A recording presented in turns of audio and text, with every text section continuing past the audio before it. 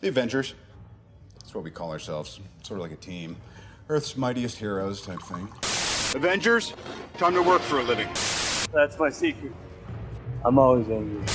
I am on the side of life. You get hurt, hurt him back. You get killed, walk it off. I'm here to talk to you about the Avenger Initiative.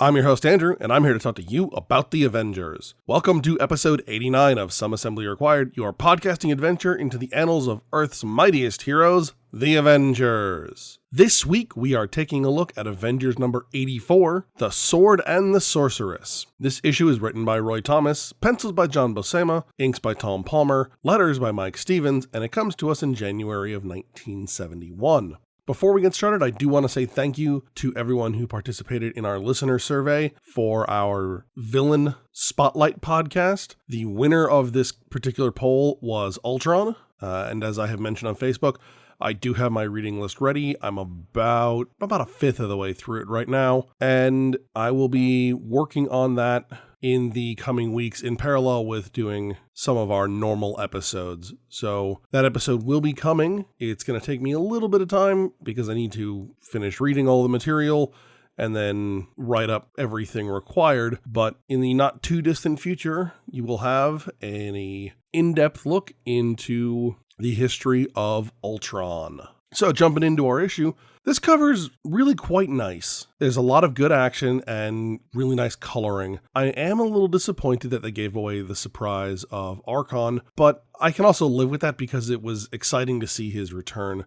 And to be fair, that particular surprise doesn't last too far into the issue anyways. So I'm not really losing out all that much.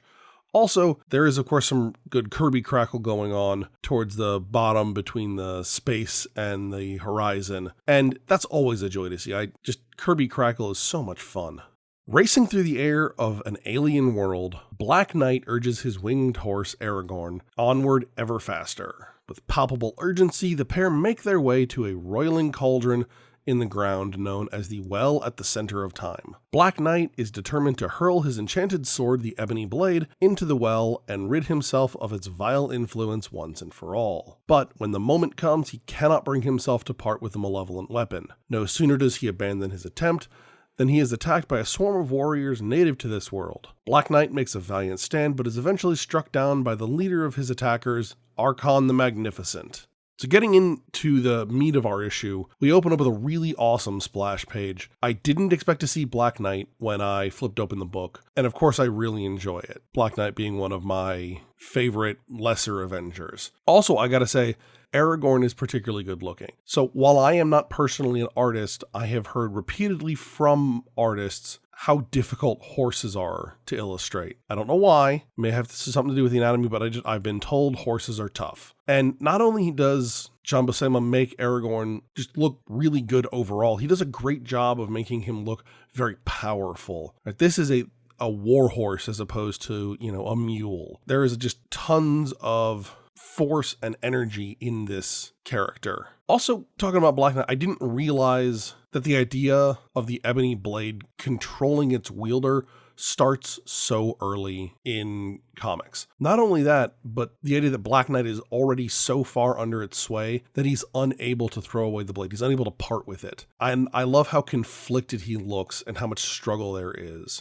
With that, I also didn't fully understand at the beginning that Black Knight was no longer on Earth until Arkon showed up in really all of his, let's face it, what he is, Conan glory. I probably should have figured that out given that Arkon's on the cover, and for some reason it just didn't dawn on me. Again, in that same vein, the color palette should have given it away to me, at least in part, because I do think the color palette here does a great job of making Arkon's world look otherworldly and making it look apart from Earth. And for some reason, like I said, it just did not register in my brain that something was off. As Black Knight plummets towards the ground, a vision of his fate intrudes upon the mind of the sleeping Scarlet Witch. Though safe in Avengers Mansion, she is startled awake by the dream. When her fellow Avengers rush in to see what is wrong, Scarlet Witch insists that something is wrong with the Black Knight, and the Avengers vow to look into the matter. I have to say I really do feel sorry for Scarlet Witch in this era, especially with how conservative she is portrayed. It really is a bit painful. If you look at her night clothes are just so 1950s kind of Leave It to Beaver, the full length nightgown with the ruffled sleeves and everything.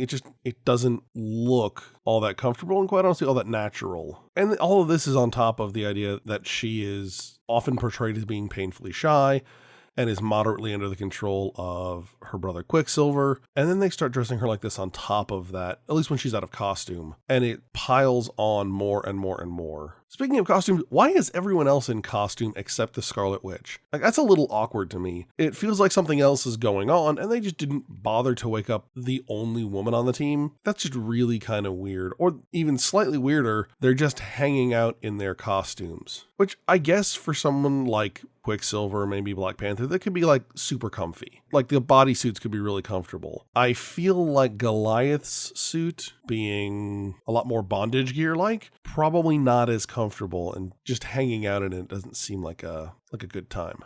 Now, it's interesting here because it almost seems as though Scarlet Witch has a connection with Black Knight instead of Arkon. But given how the last issue ended where Arkon was present, I'm really inclined to believe that Scarlet Witch is seeing things more from Arkon's perspective than from Black Knight's, and that Black Knight just happened to be there. Taking the obvious first step, Quicksilver and Black Panther place a call to Dane Whitman's English Manor, only to be told by his butler that Whitman is not home and that his current whereabouts are unknown. Believing that Arkon is involved with the disappearance of Black Knight, based on Scarlet Witch's vision, the Avengers rush to summon Thor and his magical hammer Mjolnir. With this, the heroes hope to open a portal to Arkon's dimension and rescue their friend. So honestly, attempting to call Black Knight like over the phone is probably the most sensible thing that the Avengers have ever done. And it is probably downhill from here for the entire rest of the series. Like we have peaked in terms of logical, responsible actions, and we are going over the hill, over the cliff, and we're just going to do crazy stuff for the rest of eternity, for the rest of the Avengers. We made one really good decision and we're done. Maybe that's just me. Maybe I'm being a little pessimistic, but they made a really great decision to just call Black Knight. And then I have very little doubt that the Avengers are going to not follow that up in the future with other good decisions.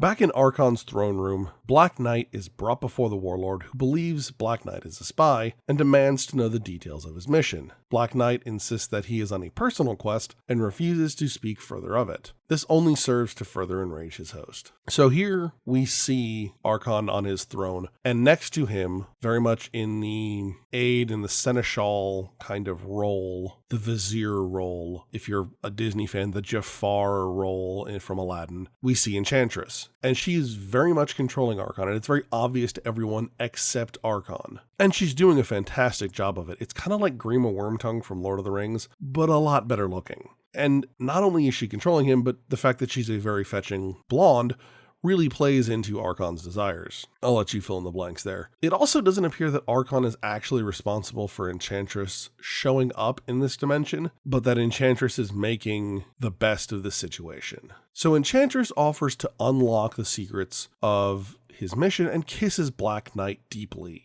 Now, under her spell, Black Knight begins to tell the tale of how he came to Arkon's dimension. After having stopped a pair of jewel thieves in an overzealous manner, Black Knight is forced to confront the fact that the Ebony Blade's maligned influence over him is growing. Seeking guidance from his ancestor Sir Percy, the hero is sent to Stonehenge on a quest to destroy the Ebony Blade and rid himself of its poison. Upon arriving, Black Knight is greeted by a mysterious ancient figure who sends him to Arkon's dimension in order to find the well at the center of time. From there, Arkon knows the rest of the story. Arkon is unconvinced and decides that he must take the attack to the Avengers. So, obviously this is one hell of a kiss, like super powerful kiss, where Black Knight just immediately starts spilling his beans. As we see in this sequence, we find out really what drove Black Knight to try and get rid of the Ebony Blade, which is when he was stopping these jewel thieves, he destroyed the helicopter they were in, by the way they were shooting at him from, and while he saved them, he knew in his mind that there was a period of time, however short, where he was not planning to save them. He was going to let them just die. So I can understand where he's coming from, right? He's a hero, and then he does something that is very not heroic, and it is starting to bother him. but I think he's taking it a bit too far. He calls his potential actions an execution, and that is probably stretching it a little bit. Also, in fairness, the two guys, one of which has a Tommy gun, right, a Thompson submachine gun, these guys are probably not afraid of being murdered, somewhat contrary to the way the issue portrays them. These are hardened criminals. These are not guys who would be afraid of dying. And I think that just lends itself further to Black Knight's response being a little bit of an exaggeration, a little bit of a excessive. Now, of course, he calls on his ancestor Sir Percy because it's Black Knight and this is his default. I will say that while the character looks good, he doesn't look as good as he did in some other issues when he's summoned. And, that's always kind of, I don't want to say unfortunate, but I always like the potential for something like Sir Percy because you can do a lot with this otherworldly, ghostly kind of figure, and they don't really go with it. Now, obviously, because they're in England, the most logical place to do something mystical is Stonehenge. And of course, there's an unnamed mysterious old person because why not?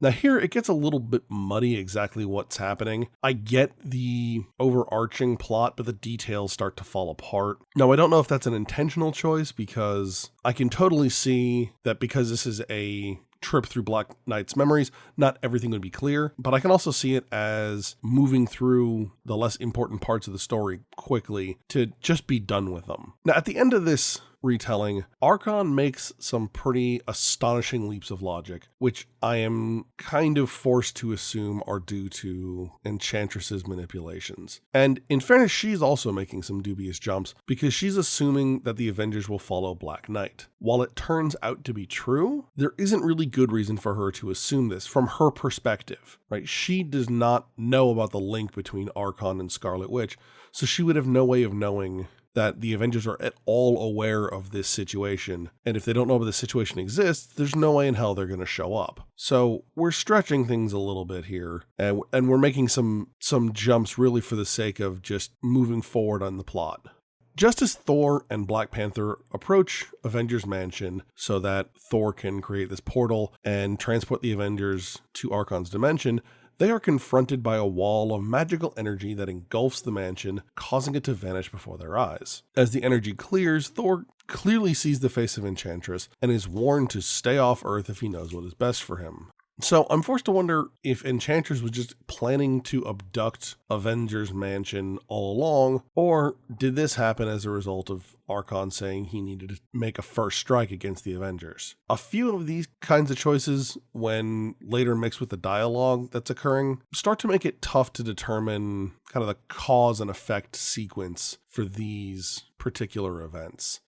Are characters doing things of their own accord, of their own plans? Are they doing them because other characters have said something and they're following those orders? That is kind of lost in this portion of the issue. Now, meanwhile, within Avengers Mansion, the rest of the team find themselves roughly transported to Arkon's world. This time, Arkon's guards are waiting for them, and although the Avengers spring into action, they are quickly subdued by the guards. Scarlet Witch is the last to fall after having been overpowered by Enchantress's magic. Encased in permablast, the Avengers are brought before Arkon, Enchantress, and a bewitched Black Knight. After Scarlet Witch once again spurns Arkon's advances, the entire team is sent to the tower. So it appears that Arkon's troops have been preparing for the Avengers because they hold up against the Avengers much better this time. Remember last time, the Avengers just bowled through Arkon's troops like it was nothing. This time, what appear to be some of the elite guards are able to take out the Avengers. So obviously,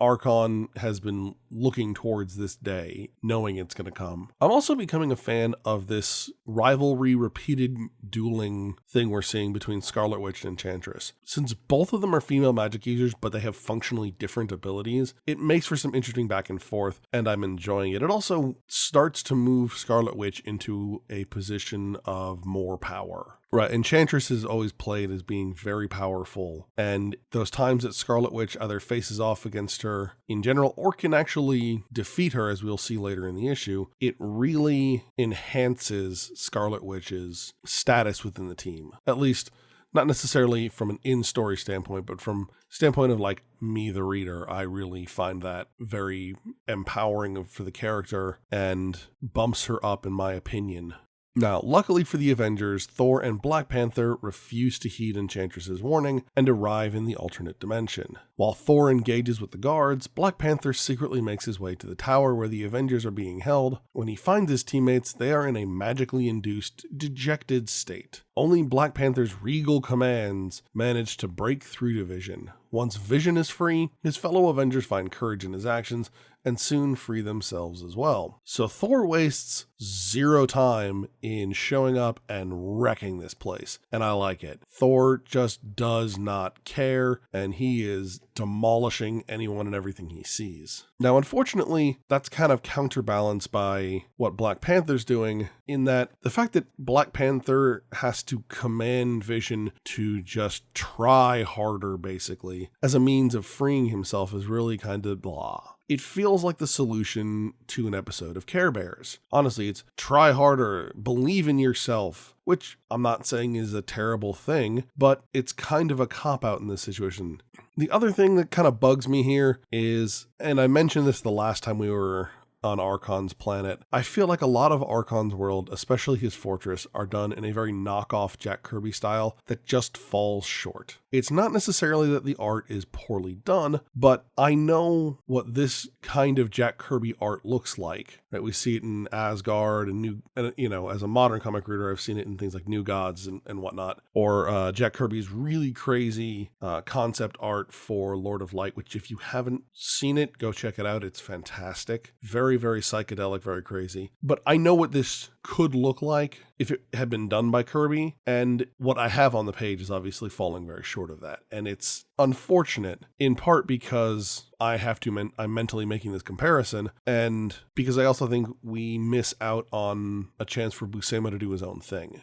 Now freed, the Avengers join Thor in his assault on Arkon and his minions. They are fighting an uphill battle. The tide finally turns when Scarlet Witch attempts to use her hex magic on Arkon, which forces Enchantress to concentrate even harder on Arkon and lose her grip on Black Knight. Freed from the spell, Black Knight confronts Arkon, and in the resulting skirmish, the ebony blade disappears into the well at the center of time. With Enchantress's spell broken, Arkon ceases his fight with the Avengers, admits his error, and then is forced to confront the resulting damage to his world as the Avengers return to their home. So admittedly, this issue ends on kind of a downer here. We see Arkon kind of staring out at his world and the pieces it is currently in because of what has just happened. It's a little bit of a bummer. Now, what I do really like is that we kind of introduce the idea that Enchantress's abilities are finite. So in order for her to maintain her grip on Arkon, who is now under Scarlet Witch's attack, she has to remove her hold on Black Knight. Right, so that right there tells me her abilities are infinite. It also started to make me wonder if the Ebony Blade's influence required her to use more of her abilities to counter its effects. Obviously, Arkon is a very powerful individual, and I'm wondering if Black Knight, with the influence of the Ebony Blade, was sapping up more of her strength or more of her abilities than was expected. I don't have any kind of justification for this. It's just an interesting thought that I've had while I was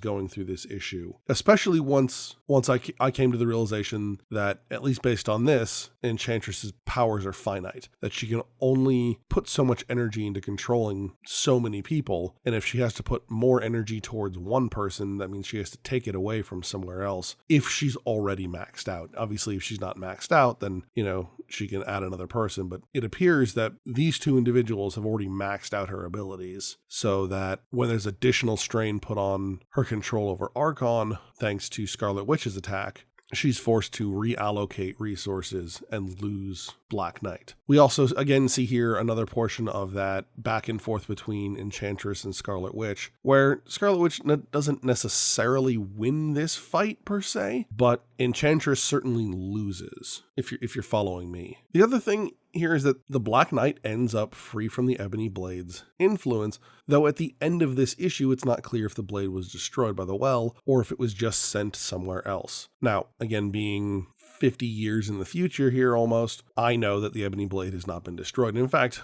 having read Avengers comics further into the future, I know the Ebony Blade has not been destroyed. But at least at this point in time, it is unclear what has become of the Ebony Blade. So overall, I think this is a fairly middle-of-the-road issue that does a good job of picking up where the last story left off. It's certainly not where I would have expected the story to go, but I'm not upset by that. This was a fun plot, a fun story. Unfortunately, Arkon felt like more of a plot device than an actual character, and I'm not really keen on that one. He was a much stronger presence in his last appearance, and he seemed kind of diminished and undermined in this issue. Now, obviously, part of that was intentional because of Enchantress's control, but even still, it felt like he was there mostly as dressing for her story, which in a lot of ways I'm okay with because let's face it, a lot of female characters have that happen for male character-centric stories, but I don't think it's a good way to go about telling a story either direction. And finally, the art throughout is pretty solid. Again, I've mentioned a couple of nitpicks, but this is really very strong and what we've come to expect from John Buscema. He's a very talented artist and does very, very good work, especially on this book. I don't think he's great at trying to mirror Kirby's style, but I've got a hard time coming up with anyone who really does Kirby justice other than Kirby. So just evaluating the book on its own merits, I think it's a very strong book in terms of art. Remember, you can find us at AvengersAssembly.com. You can follow us on Facebook, Instagram, and Twitter, and you can find this podcast on iTunes, SoundCloud, and YouTube. Next episode, we are going to be taking a look at Avengers number 85, The World Is Not for Burning. All right, hey. All right, good job, guys. Let's just not come in tomorrow. Let's just take a day. You ever tried shawarma? There's a shawarma joint about 2 blocks from here. I don't know what it is, but I want to try it.